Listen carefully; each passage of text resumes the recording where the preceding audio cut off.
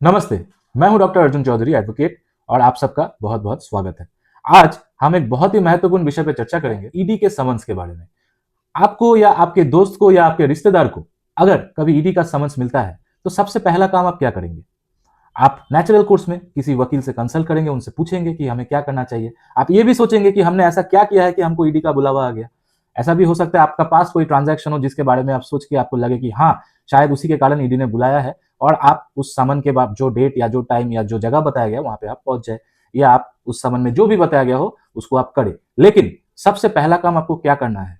जब भी आपको ईडी का समन मिलता है, किसी वकील से कंसल्ट करने से भी पहले आपको ईडी का समन को वेरीफाई करना है कि वो ओरिजिनल समन है या किसी ने आपके साथ कोई साजिश किया है।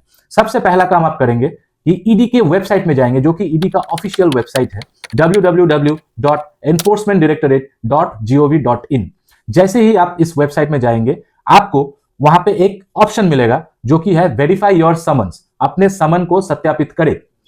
आप वेरीफाई योर समन्स का टैब में जैसे ही क्लिक करेंगे, एक नया विंडो खुलेगा। वहां पे आपसे समन नंबर और पासकोड मांगा जाएगा।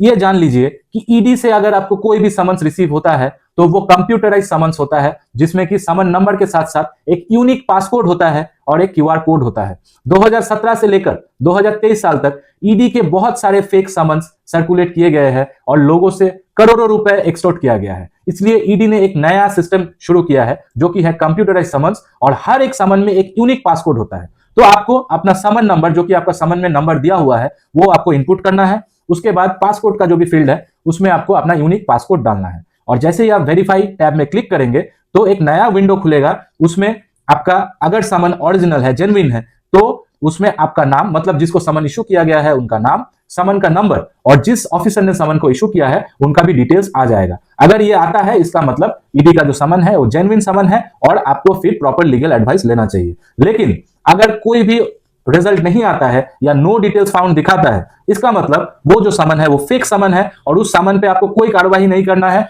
बल्कि आपको इमीडिएटली अपने नियरेस्ट पुलिस थाने में जाके इसकी रिपोर्ट दर्ज करानी है। धन्यवाद।